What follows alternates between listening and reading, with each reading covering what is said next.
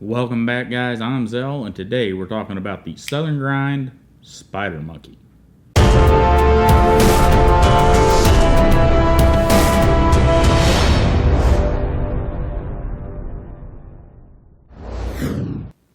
Alright guys, so there she is, the Spider Monkey from Southern Grind. And what we get with the Spider Monkey are carbon fiber scales, 3D machined. I'm not sure, shred carbon fiber maybe. It's not your standard pattern. But we have machining down here to give you a little more grip. And of course we have our Spider Monkey on our pivot screw. And as we roll it around the back, we've got some hourglass or spool type pillars in there. Look really nice. Nice thick titanium frame. And you have our real small Southern Grind pocket clip that we'll talk about here in a minute. And on over to the other side, we can see well-centered knife, and we can see that nice about 3.3 millimeter thick blade there. So, appearance of the knife is absolutely wonderful. I just love the look of this thing. And it comes in at about 4.2 inches long with a handle thickness of about 0.55, which is a little thick, but it makes up for it because our closed height here is a fairly skinny 1.2. And for a heavy-duty hard-use knife, this thing only weighs about 3.16 ounces, or 89.7 grams. So they've done some very, very good here.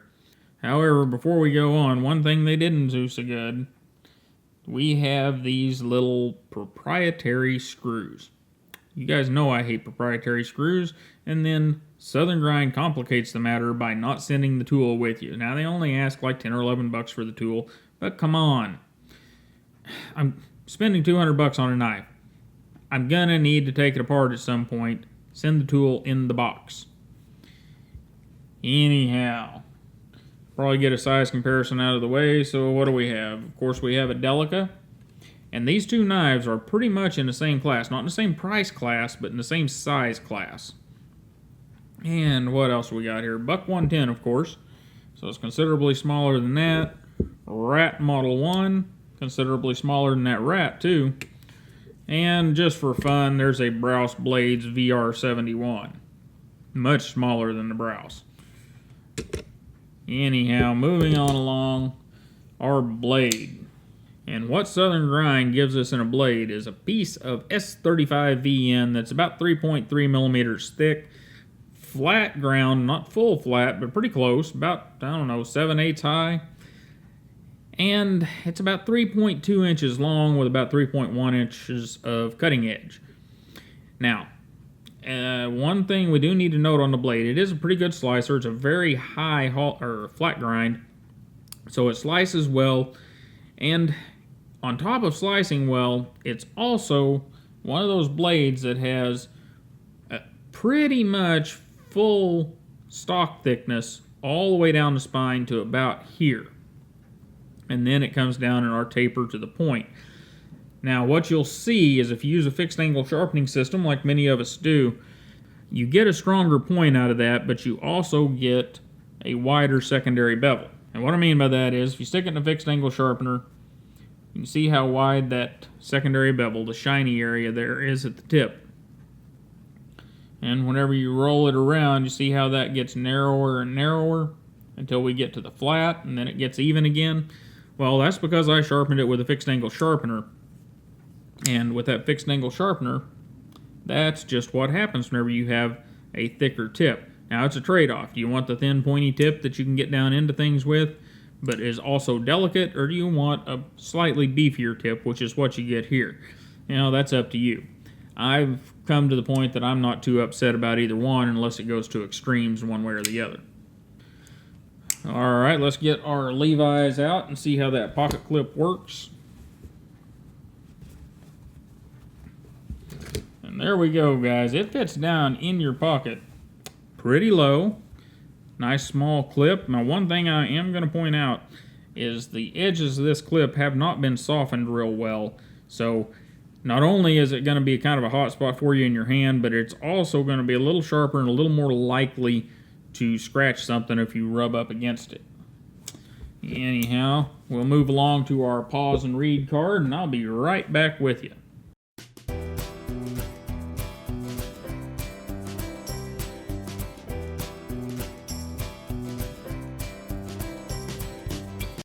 Alright, our pivot on the Spider Monkey is just standard pivot. It's a female sleeve with a male screw down the middle of it and has phosphor bronze bushings in there. And it works extremely well. The action on this knife is good, falls free whenever you take tension off of it, and locks up nice and solid. And speaking of that locking mechanism, many of you out there are looking at that thinking, well, that is a liner lock. Well, I'm not going to call it a liner lock. Get a good look at how thick that titanium is. That 6.4 AVL, whatever. Titanium is good and thick.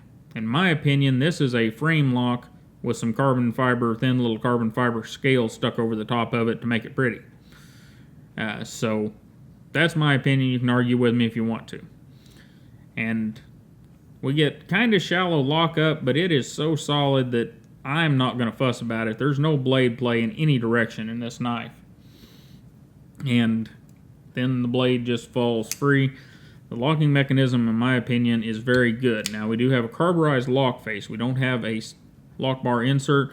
And for some of you that got earlier versions of this knife, that was not the case. They did not have a carburized lock face, so there was some lock stick. But this one is number 1125. I have no idea what number they're to now. But apparently by 1125 they had started carburizing lock faces and some other things to make the knives a little bit better.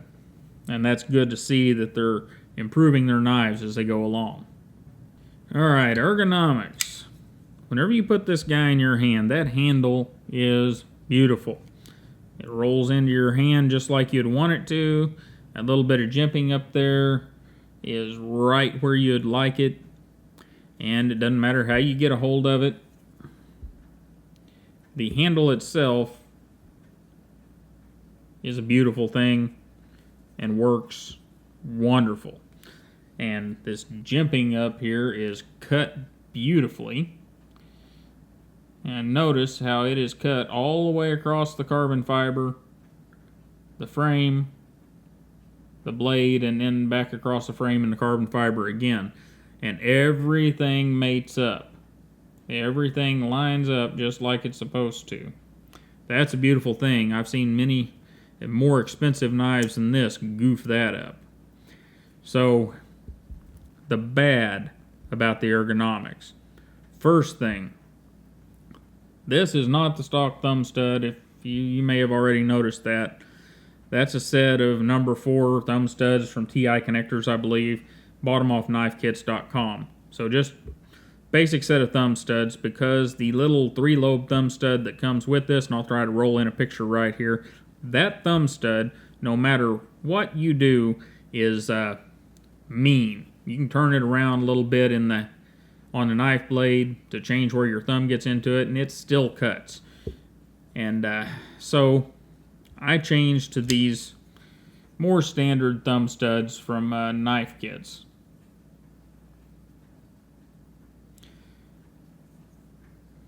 And once I did that, everything has been beautiful. And before you say, okay, wimpy thumb, that's my thumb. It's not a thumb that doesn't do work. And the other thing, they didn't soften the edges on this like we talked about a moment ago. And because they didn't soften those edges, this is kind of a hot spot. It's not awful, but it's not good either.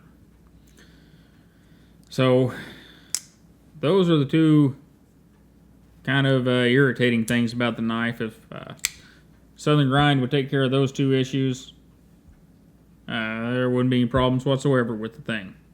Anyhow, we're going to get it back out to the desk. Alright guys, so that was the Southern Grind Spider Monkey.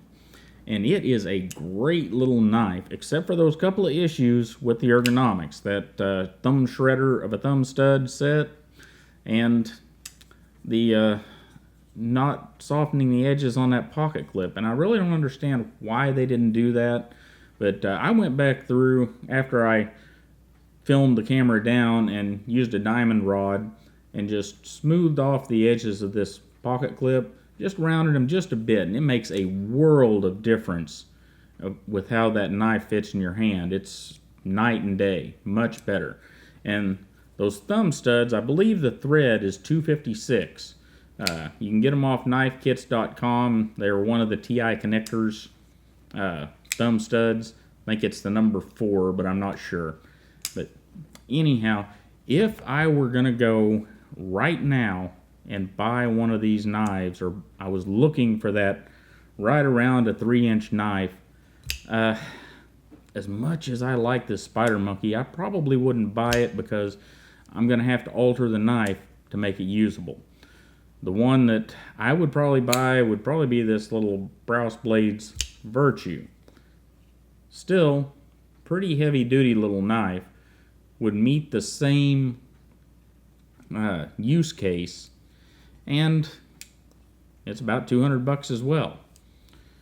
So anyhow, the Southern Grind Spider Monkey, it's a great knife as long as you take those 2 little issues into consideration. As far as a well-built knife, it is extremely well built. And I have heard and know that there were problems with some of the first ones. There was the carburizing of the lock bar that wasn't done. There were some issues with blade centering and various other things. Like I said earlier, this one's number 1125, and hopefully Southern Grind's got that all straightened out. The one I got, it's beautiful. Anyhow, guys, I really appreciate you stopping by and talking knives with me for a few minutes. The Spider Monkey, yeah, it's a good one. Has a couple of problems, but it's still a good one. And you guys, don't forget to like, share, and subscribe, and have a wonderful day, and I'll see you next time.